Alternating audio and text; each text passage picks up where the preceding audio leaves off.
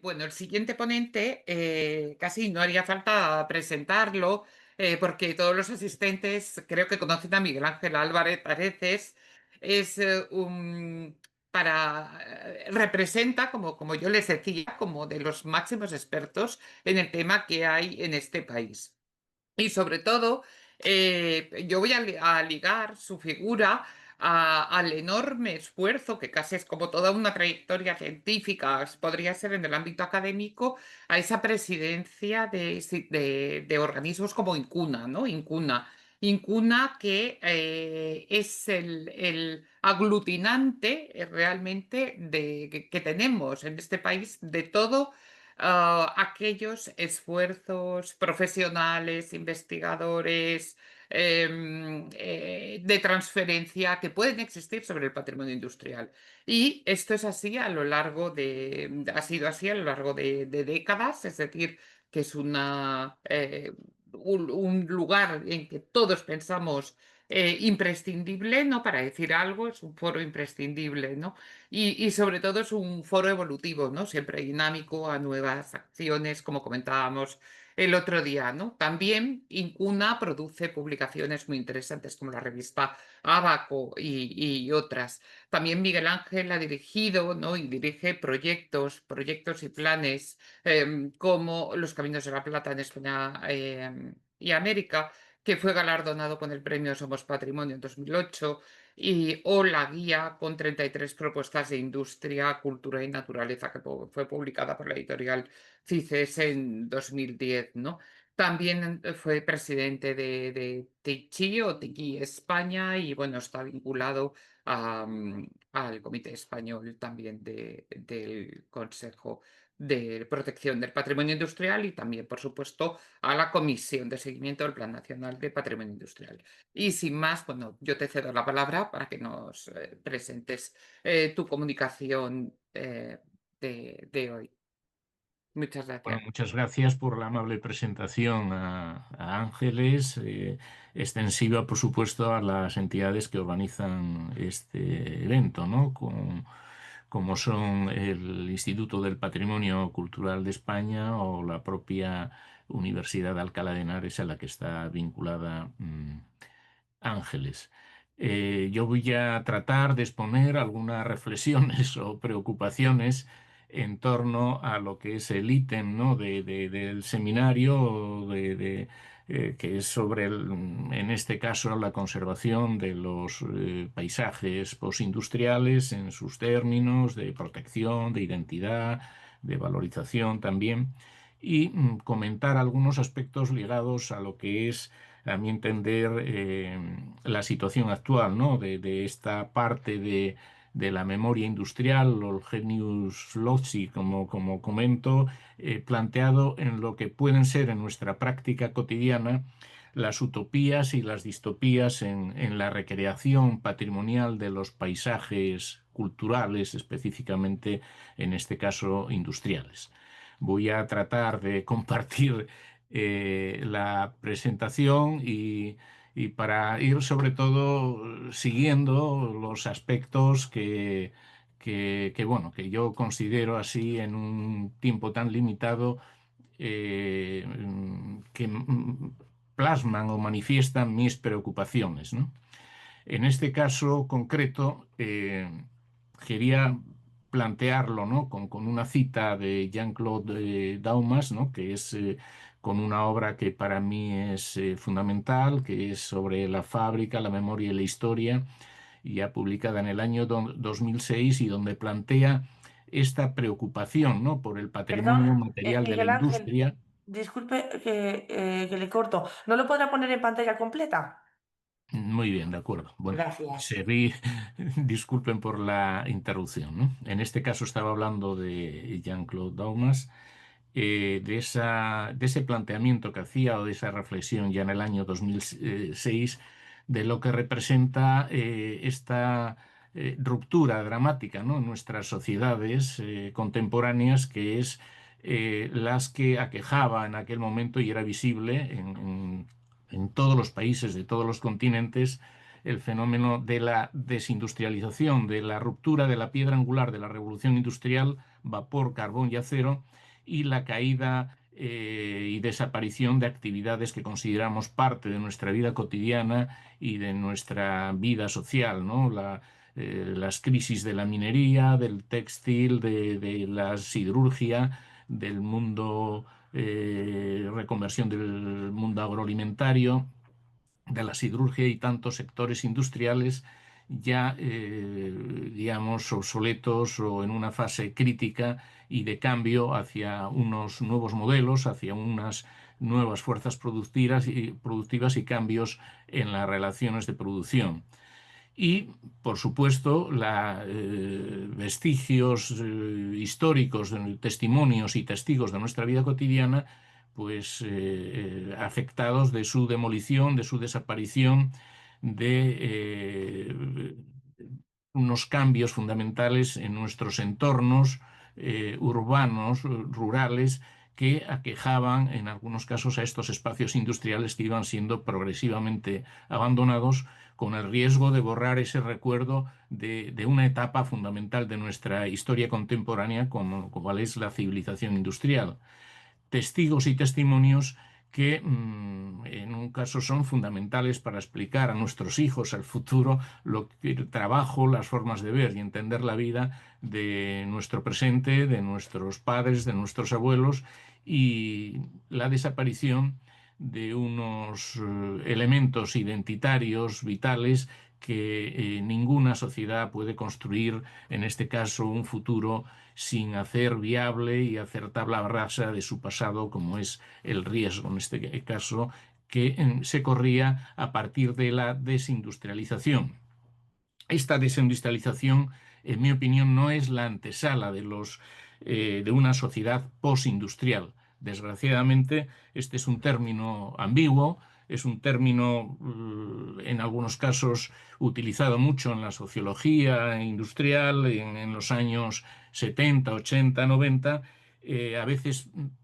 utilizado de forma ambigua y profetizando de forma diversa un futuro que no se corresponde con la realidad, ¿no? En ese caso, muchas profecías no se cumplieron y, desgraciadamente, la sociedad postindustrial derivada de este proceso de desindustrialización no ha traído, en este caso, el reuso, la reutilización, la ocupación de nuevas actividades y en la creación de riqueza de estos espacios anteriormente dinámicos en nuevas actividades, sino que ha provocado la desertización, la huida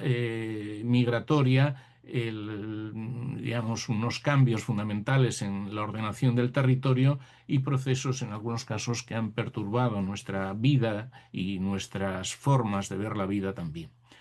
En los años 80 y 90, sobre todo, ¿no? Finales del siglo pasado y principios de este siglo XXI,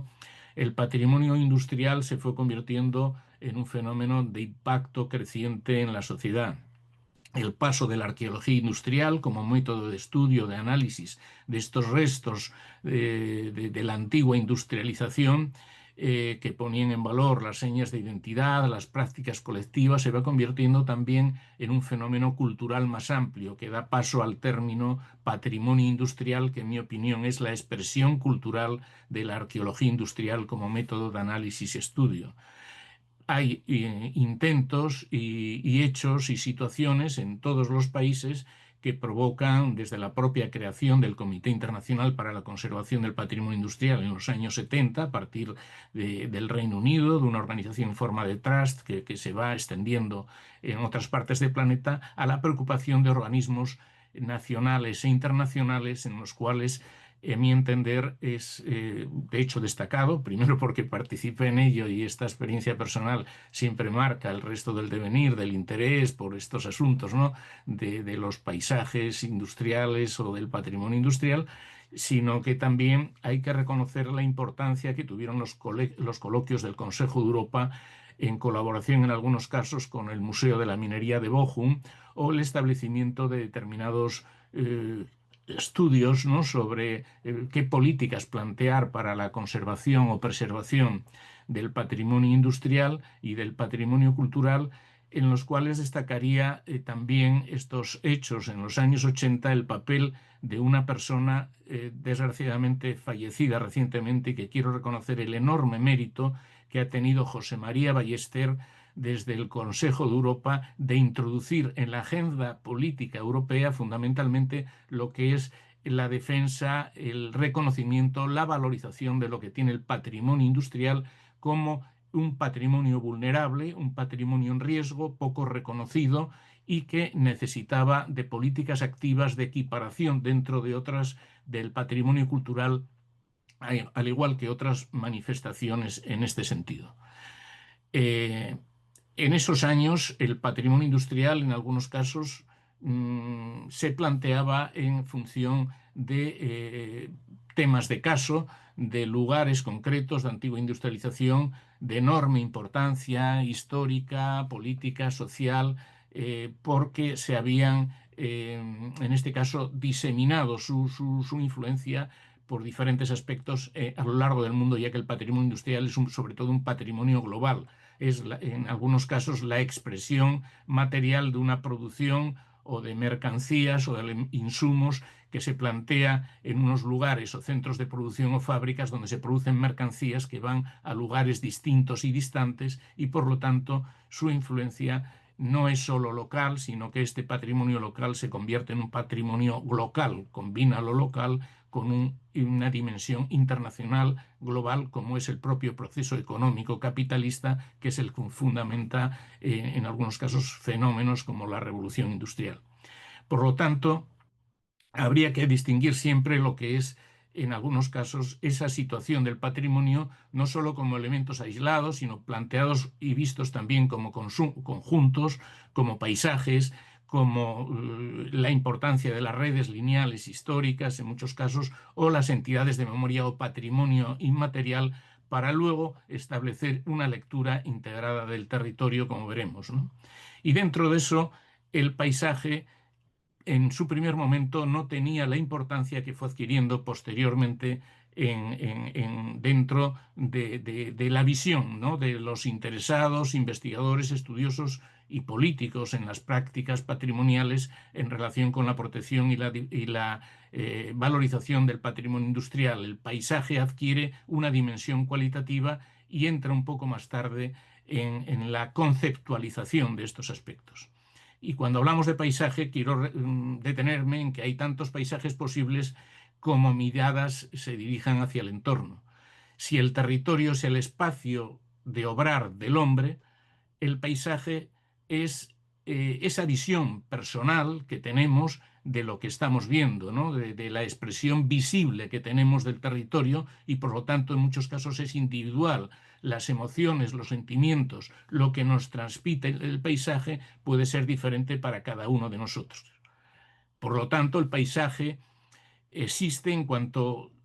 depende de quién lo mira, ¿no?, que le da un significado que lo saca de ese mundo tan disperso, ¿no?, y difuso como puede ser el mundo de la naturaleza, y que lo eleva a una nueva categoría cultural. Por lo tanto, el paisaje sobre todo depende de la mirada, ¿no?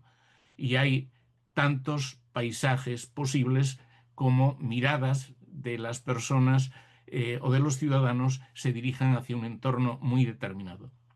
Y todo también viene influido por la disciplina, por la historia, la geografía, el urbanismo, la estética, en función de cada uno de nosotros, ¿no?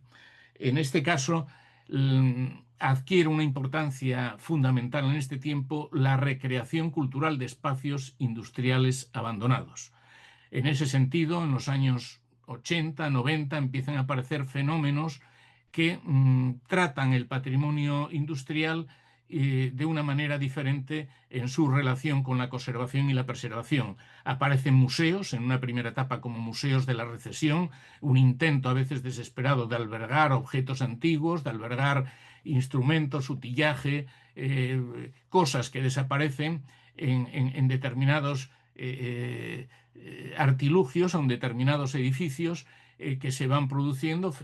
También adquiere una nueva dimensión los ecomuseos, museos al aire libre, donde tienen un planteamiento que considera ya el elemento ambiental y el elemento participativo, de que los guías o los difusores de ese patrimonio y de ese entorno que lo envuelve y lo contextualiza sean los protagonistas, las personas o los agentes sociales y sus familias, ¿no?, que han vivido esas historias, los parques culturales, los parques mineros, que generan factores de dinamismo, de difusión y sobre todo que intentan vincular lo que son elementos aislados o enclaves aislados con lo que son los entornos urbanos a partir de ejes constructores, ¿no?, de hilos conductores que den un relato. Por lo tanto, tienen importancia también los medios de comunicación, ya sean terrestre, los ferrocarriles, los marítimos, en algunos casos, que van creando hilos que desenclaven estos lugares a veces alejados del mundo dinámico, ¿no?, de las ciudades y el mundo visible, y adquieran una especie de condición urbana para crear soportes de programa de desarrollo local y regional que reconstruyan el territorio. Tiene una importancia capital la Convención de Florencia en el año 2000, que valora esta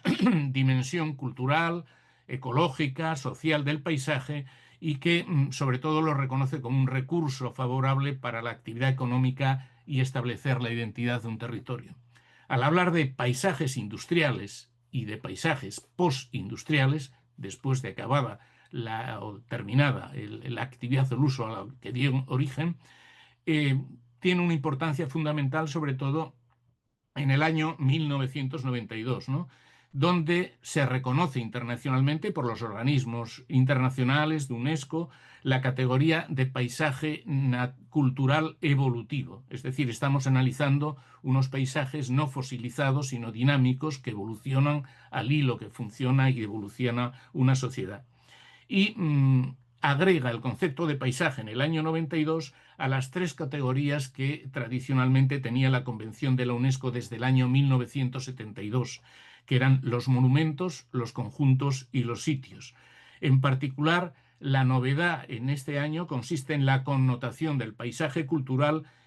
concebido bajo 3 nuevos perfiles, en mi opinión, como una obra combinada de la naturaleza y del hombre, que abarca una amplia variedad de manifestaciones e interacciones entre el hombre y el entorno natural. Un segundo aspecto es el que el paisaje es vivo, que conserva un papel social activo en nuestras sociedades contemporáneas. Y otro tercer aspecto relevante es que representa, por tanto, un patrimonio diferente del resto, y la conservación no puede, por lo tanto, perseguirse como una conservación inmutable, que debe reconciliarse con un proceso de transformación, y por lo tanto el paisaje cultural es un paisaje viviente. Hablamos entonces del patrimonio industrial como paisaje y el paisaje industrial como patrimonio. A partir de esa fecha se suceden diferentes acontecimientos, uno realmente importante a partir del año siguiente, captando estos nuevos procesos que se iban produciendo en la conceptualización patrimonial y en la propia evolución de nuestras sociedades. El TICHI, el Comité Internacional para la Conservación del Patrimonio Industrial, llega a un acuerdo con ICOMOS, la agencia delegada por UNESCO para establecer en la lista mundial del patrimonio aquellos bienes o paisajes relevantes que se considerasen y que se incluyesen en la lista mundial, y propone 33 elementos que posteriormente van incorporando aspectos cualitativamente relevantes en lo que es la inclusión y el reconocimiento social y personal para que los patrimonio industrial y los paisajes industriales tengan una visión global y mundial en ese aspecto. Antes del año 92 estaban incluidos en bienes de patrimonio industrial algunos registros que serían paisajes, pero que no estaban considerados como tales. Por ejemplo, la ciudad industrial de Roros o el Iron Bridge, ¿no?, la cuna de la industrialización del mundo desde el año 86, o el Rammelsberg Manning, una vieja ciudad de Goldstar que estaba en 1992. Pero a mi entender es en el año 2020, con la consideración de Blenheim en el Reino Unido, ¿no?, como paisaje minero, que se produce un cambio cualitativo. Ya estamos hablando de un contexto donde incluso se puede considerar como paisaje en el entorno las externalidades. La industria es sobre todo una agresión del hombre a la naturaleza, que extrae sus recursos, los transforma y crea mercancías o elementos de consumo para atender las necesidades de utilidad social. En ese aspecto provoca desajustes que en algún caso en el curso del tiempo nos vamos reapropiando, introduciendo nuestros valores. Tenemos el ejemplo de las médulas, la antigua mina de oro de los romanos, con un proceso brutal que es la ruina montium, ¿no? La aplicación en la naturaleza de la fuerza del agua que provoca realmente lo que hoy podríamos considerar, sin contextualizar, como una catástrofe ecológica, que así fue en aquel momento. Y tiempo después lo llegamos a considerar como una obra magna de la relación del hombre y del aprovechamiento del medio, y lo incluimos incluso como patrimonio mundial. En el caso de los paisajes mineros industriales, el aspecto cualitativo que se introduce a partir del reconocimiento de Blenheim y que se va desarrollando posteriormente son largos procesos de estratificación histórica que incluyen la totalidad del paisaje construido. En el caso de los paisajes urbanos de carácter industrial, se reconocen también su carácter dinámico, pero también se llama la preservación o la conservación. Se ligan estos aspectos de conservación con el propio desarrollo económico, como comentaba anteriormente. Y todos estos procesos de cambio y de transformación se intenta que garanticen intervenciones contemporáneas, intervenciones novedosas, donde intervienen expertos en arquitectura, en el medio ambiente, en la geografía, en la historia, en la ingeniería, para integrar o provocar o intentar provocar una integración armoniosa con el patrimonio preexistente, es decir, los espacios industriales de carácter histórico con intervenciones novedosas que garanticen, en este caso, el rigor y la autenticidad, que en algunos casos que tengan a su vez el carácter de excepcionalidad servirían para adquirir una escala superior y adquirir un fenómeno mundial o global. Pero realmente para nosotros los paisajes industriales, el patrimonio industrial, son bienes en muchos casos que no necesitan tener esa dimensión de excepcionalidad, sino que forman parte de la identidad, de la historia del trabajo y del lugar, de las trazas y las huellas del trabajo en el territorio, y merecen ser preservados y conservados en unas escalas más locales y regionales. Lo importante es que el paisaje, para adquirir esa categoría de paisaje cultural, deben asignarse unos valores patrimoniales a una parte del territorio, y esos valores los asignamos nosotros, las personas, los ciudadanos, los vecinos, aquellos que tienen la oportunidad de conocer, de admirar, de exhibir y de recibir emociones y sensaciones de estos visión del territorio, de esta percepción individual que luego se va trascendiendo a lo colectivo. Y ahí aparece, a mi entender, el término de genius loci, ¿no? Aquellos paisajes que conserven los elementos físicos o arquitectónicos, sensoriales, naturales, culturales y espirituales, y que otorguen a ese lugar una esencia y un carácter propio. Y a nuestro entender, las huellas del trabajo son señas de identidad y forman parte de la historia del lugar y de la memoria industrial. En este caso, el New Lanark, el viejo emprendimiento, el extraordinario emprendimiento de Robert Owen, ¿no? Aquel socialista utópico que creó aquí también el Instituto de Formación del Carácter, y cuya conservación y preservación, que no es el caso comentar, fue unas anécdotas, en algunos casos casuales, pero que dieron lugar a la preservación de un enclave al lado del río Clyde en Escocia realmente excepcional, y que hoy está en la lista del patrimonio mundial, pero a su vez forma uno de los núcleos de turismo industrial más dinámicos y más interesantes que hay en Europa. Por otra parte, conocemos después de estos reconocimientos, por ejemplo,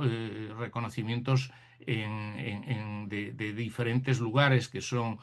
o bien elementos, o bien conjuntos, o bien paisajes industriales, algunos en la cuenca del Ruhr, el fenómeno de la industrial culture, ¿no? En la cuenca del Ruhr, y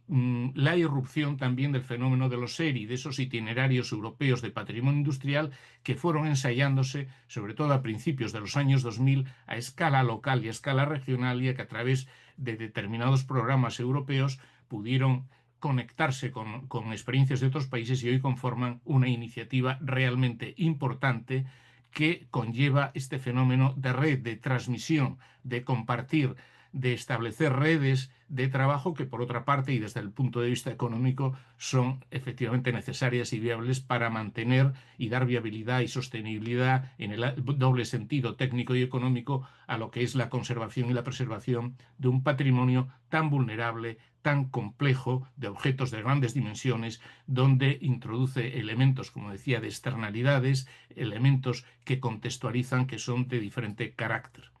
Está el caso de Bélgica, también, en algún caso, aunque no está en la imagen, con el canal de Centre, que también son en esos años posteriores elementos que confluyen a crear, digamos, el reconocimiento de paisajes industriales en un sentido realmente muy interesante, como es el caso en el sur del Reino Unido, de Cornwall, ¿no?, de Cornualles, que también intenta seguir la estela de lo que comentábamos anteriormente y contextualiza aspectos muy diversos dentro de ese espacio de obrar, que es un territorio que vayan conformando lo que son lugares emblemáticos de la revolución industrial en la humanidad. Tenemos en el caso chileno Sewell, arriba en la montaña, una obra extraordinaria, complejísima, de grandes dimensiones, expresa culturalmente en algunos casos lo que ha sido la evolución de la mina de cobre más importante del mundo, ¿no?, la mina del Teniente, y que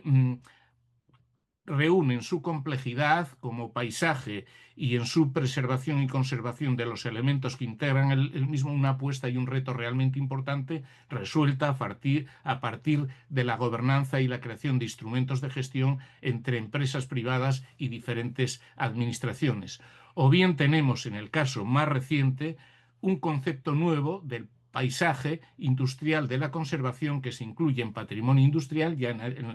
dentro de la última década, que es el caso de Fray Bentos en Uruguay, la cocina del mundo, donde en su conceptualización se habla ya de paisaje cultural e industrial y representa en sus fórmulas de conservación y de gestión aspectos novedosos, porque es un paisaje vivo donde en su company town o en sus viviendas siguen viviendo familias de antiguos trabajadores, donde se mantiene un núcleo vivo de dinamismo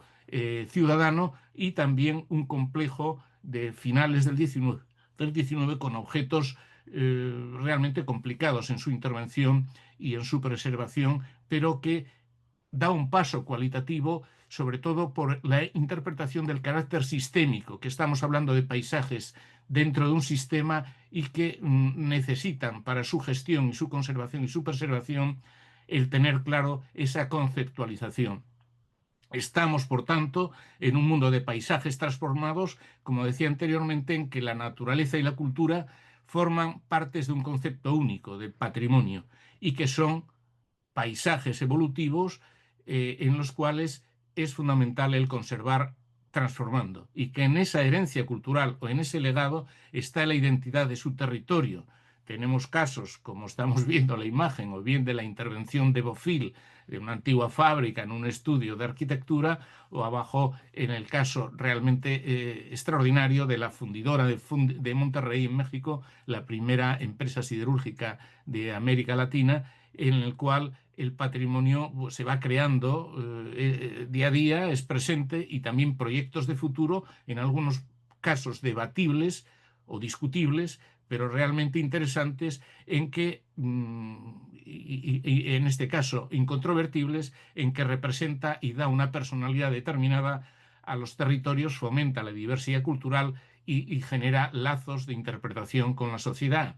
Y ya yendo a la actualidad, esos paisajes industriales que se incorporan con elementos nuevos, como decía, en procesos de transformación que son debatibles, en algunos casos, que no se trata, por supuesto, en el evento que hoy nos convoca, el plantearlos, pero donde, como en los casos de Noruega o Gales, algún otro, los diseñadores introducen en paisajes tan complejos como el paisaje vertical de los fiordos noruegos o los paisajes montañosos de todo el norte de Europa, elementos de inspiración para establecer diseños arquitectónicos con centrales, en este caso hidroeléctricas, de una magnitud realmente extraordinaria. En este caso, Noruega ha planteado más proyectos de estas características. Tenemos un grupo de trabajo sobre patrimonio hidroeléctrico en este momento, a partir de Incuna y de Tichy, con diferentes lugares que trabajan estas cuestiones, como es aquí el caso de Swansea, en una laguna de olas, como pongo, y en los que quieren avanzar en este aspecto novedoso de intentar actuar con el rigor debido, con la sostenibilidad adecuada, con el debate con las comunidades locales necesario y establecer infraestructuras de este calibre en paisajes tan vulnerables y tan complicados, en este caso en la propia bahía de esta ciudad. Ahí entra el juego del diseño y otras cuestiones, como en el comentado anteriormente, en un parque urbano de la Fundidora de Monterrey, que en este caso se ha convertido quizá en la mayor inversión que se ha realizado en un bien, por lo menos en América, en relación con la valorización de un patrimonio que se ha intentado conservar e integrar de forma que relate o explique lo que es todo el proceso siderúrgico desde el principio hasta el final. Pocos casos hay en el mundo como el de la Fundidora de Monterrey. Y de hecho, en este caso, lo que quería sobre todo incidir son preocupaciones o elementos que yo detecto que en el caso que nos ocupa en la conservación o en el tratamiento de los paisajes industriales, sobre todo en un mundo en el cual la desindustrialización está, en este caso, inmersa en nuevos procesos como son la transición energética, ecológica y el fenómeno de la descarbonización, que ha provocado mutaciones importantes digamos, en regiones y en ciudades de todo el mundo, ¿no? Hablábamos del patrimonio como un vestigio y un objeto de la memoria colectiva, y también de que los procesos de cambio en estas regiones postindustriales requieren de una inmediata actuación en la preservación y en la valorización del patrimonio industrial, cultural y natural, porque están provocando mutaciones y cambios en la organización territorial importante. Hablábamos, y se hablaba en la intervención anterior de Noelia, de los valores que tenemos en cuenta, que son, en este caso, en algunos casos comunes a lo que es la conservación de un paisaje industrial o a la conservación del patrimonio industrial en general. Estos valores testimoniales, de autenticidad, de singularidad, históricos, sociales, tecnológicos, artísticos, territoriales y, sobre todo, ahora, el énfasis y la fuerza en lo que es el aspecto medioambiental. Por cuestión de tiempo no iba a poner un vídeo porque son realmente espectaculares, pero el proceso que hemos llevado en los 5 últimos años, en los 8 últimos años, de demolición y destrucción de un patrimonio como es las centrales termoeléctricas, donde utilizaban el carbón para producir electricidad, y que por las políticas europeas, en un proceso que estamos de cambio de paradigma, de paradigma social y político en la humanidad, ha acarreado la destrucción en segundos de unos testigos, unos testimonios de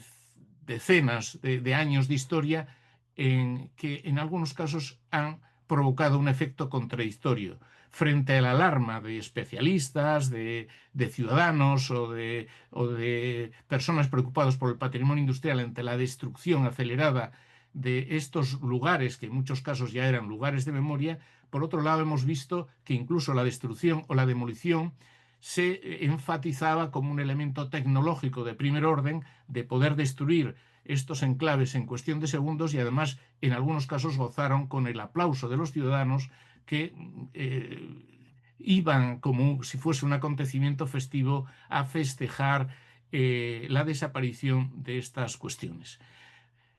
Ha afectado y afecta, de hecho, la preocupación ha tenido en cuenta que el Instituto del Patrimonio ha creado una comisión de trabajo y ahí ha sacado manifiestos al respecto sobre la importancia de detectar antes de la destrucción que la asignación de valores que tenemos en estos elementos, y también en este caso tenemos actuaciones, por ejemplo en el caso de Incuna y Hispania Nostra, que hemos realizado un llamado en este aspecto, en los cuales veíamos, en algunos casos con estupor, como huellas del trabajo y del territorio, sin ningún tipo a priori, sin ningún tipo de, o con muy poca información al respecto, eh, quedaban fuera de lo que eran los territorios, sin ninguna alternativa, sin ningún proceso realmente serio, adecuado a estos procesos de transición justa que se están planteando a nivel institucional desde diferentes instancias. A partir de ahí creamos un grupo de trabajo, nos incorporamos sobre todo a los trabajos de Circular Territories del profesor John Schroeder, de la Universidad de Leibniz, de la red Madeways, con personas de ámbitos diferentes a nivel internacional, para trabajar aspectos que son importantes a la hora de definir, creo yo, el presente y el futuro de estos paisajes postindustriales, y que no ha lugar quizá a extender a hablar aquí, hablando de estudiar previamente los ámbitos de la agrotecnología, los ciclos alimentarios, el papel de las artes, del patrimonio y de la cultura, de la posibilidad que se creen sobre todo procesos de economía circular dentro de lo que son la conservación y la preservación de los paisajes postindustriales, y los problemas y el debate que genera el reciclaje, el reuso, la reutilización, la refuncionalización del patrimonio histórico industrial en una etapa de transición energética. Sobre todo en unos procesos que intentan, en este caso, superar la fractura metabólica que supuso el capitalismo industrial, y tratar en este aspecto de la conservación del patrimonio tenga también un aspecto cualitativamente importante, ¿no? De incrementar, en este caso, unas alternativas que puedan generar procesos para construir un orden social democrático y solidario basado en una economía circular en esos casos. Es decir, vincular la conservación y la preservación a las prácticas sociales, a la creación de industrias culturales alternativas, a elementos que generen dinamismo en el territorio, basados en esto de que se denomina así genéricamente economía circular, pero que representa una enorme complejidad al respecto. Analizamos el caso de Kalundborg, que estuvimos trabajando sobre esta ciudad portuaria danesa, que es un elemento novedoso, a mi entender, que no ha lugar también a desarrollar aquí, quizá en otro aspecto, que es el concepto de simbiosis industrial, que reduce los impactos sobre el medio ambiente, pero tratando en este caso de relacionarlo con lo que es el objeto de este seminario, que es la conservación, la preservación, establecer criterios y valores dentro de las señas de identidad de cada territorio, para dar un futuro a nuestro pasado. En este sentido, genera elementos importantísimos todos estos procesos de economía circular, que, si se analizan en el caso de los planteamientos locales que tenemos entre manos, de los que expuso Noelia, de esos 20 casos de la conservación del patrimonio industrial en España y del paisaje industrial en España, serían enormemente interesantes. Unos no serán factibles, otros sí serán factibles, pero estamos en un proceso de reconocimiento y de valoración del patrimonio en el territorio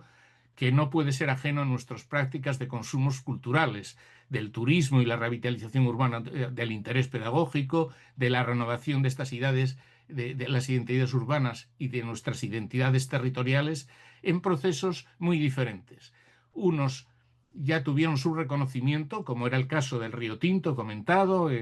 declarado Patrimonio Mundial, o el caso del Parque Minero de Almadén, que también comentado y no me voy a extender,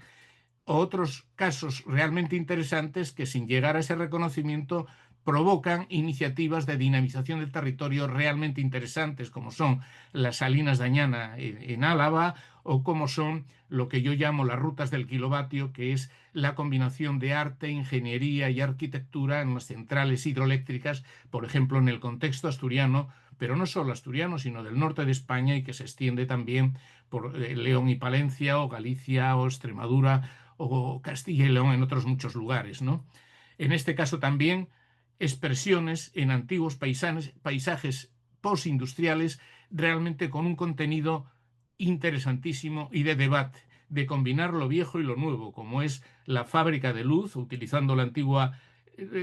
reutilizando en museo orientado al carbón la antigua factoría de la MSP, la usina de la MSP de los años 20 del siglo pasado, o la nueva térmica cultural en la antigua sede de la empresa Endesa, que nació allí en los años 40 en un proceso realmente novedoso, pero ligado o necesitado de ligarse a un proceso de contextualización en programas de dinámica local y regional en toda la comarca del Bierzo. Y señalo en este proceso acelerado de ver la complejidad de la preservación o la conservación del patrimonio industrial, lo que representa Aspontes de García Rodríguez. Nosotros hicimos ahí el 7º Congreso hace años, como conocéis, en el año 2017, no hace mucho, y a partir de ahí la transformación del paisaje en un proceso acelerado, sobre todo a partir de estos cambios relativos al medio ambiente, a la introducción de las normativas medioambientales y la transición energética, ha traído como consecuencia la demolición de buena parte de este patrimonio, la conservación polémica de otros, como es de su antigua chimenea, que vemos con sorpresa y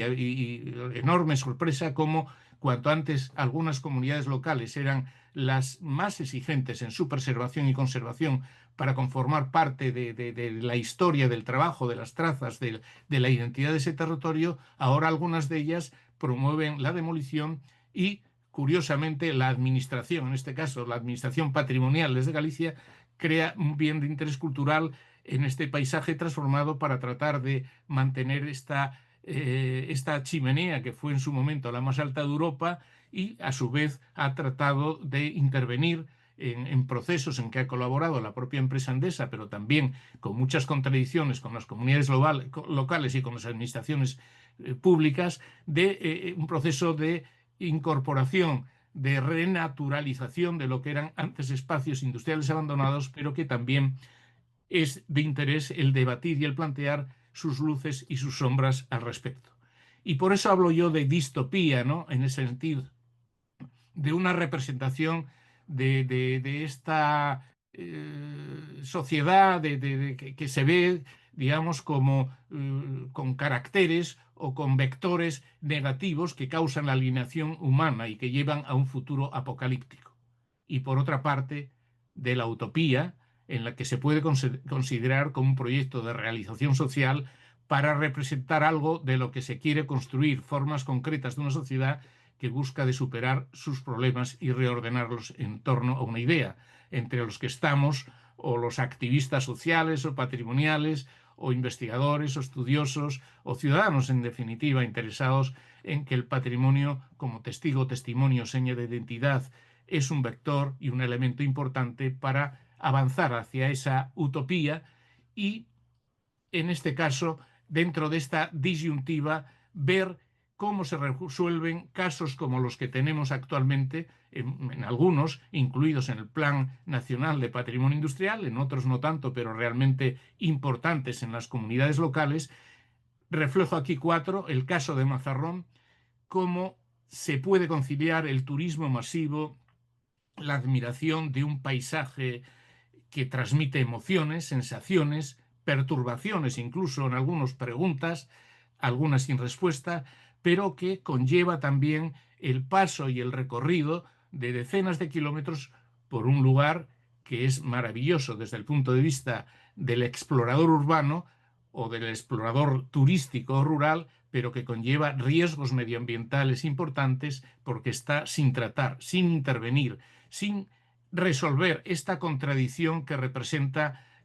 en su momento la agresión del hombre a la naturaleza, con lo que es la preservación de un paisaje industrial realmente ejemplar, porque nos traslada al pasado hacia el futuro y nos puede explicar las luces y sombras, los sueños, las frustraciones, los logros, el reconocimiento, lo que ha representado en el terreno social, personal, político, las luchas sociales, los elementos de reconocimiento de derechos, la inclusión o los aspectos de valoración cualitativa de nuestros derechos humanos en relación el hombre con el medio. Mazarrón o los paisajes del wolframio, minas del Miguel Ángel, wolframio en perdón, Galicia, en Extremadura, en Perdón, Miguel Ángel, tenemos que ir terminando, por favor. Sí, y en este caso quiero